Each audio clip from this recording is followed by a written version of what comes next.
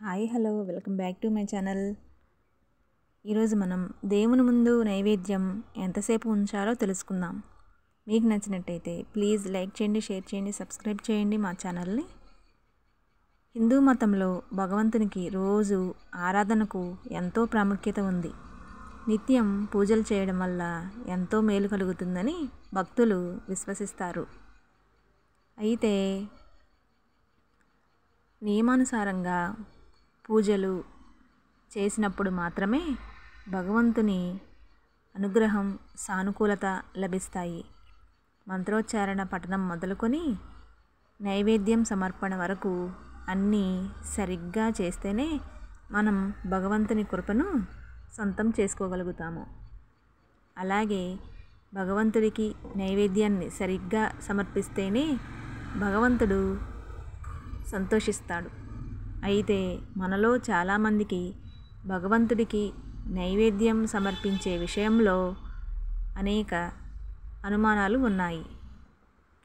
కనుక ఈరోజు మనం భగవంతుడికి నైవేద్యాన్ని సమర్పించే సమయంలో పాటించాల్సిన నియమాల గురించి తెలుసుకుందాం.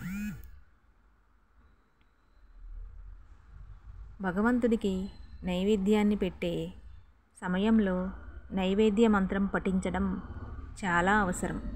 ఈ మంత్రం పఠించిన తర్వాతే భగవంతుడు నైవేద్యాన్ని స్వీకరిస్తాడని నమ్ముతారు.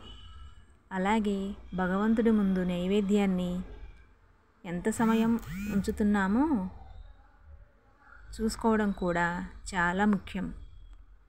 నైవేద్యాన్ని వెంటనే తీసివేయకూడదు.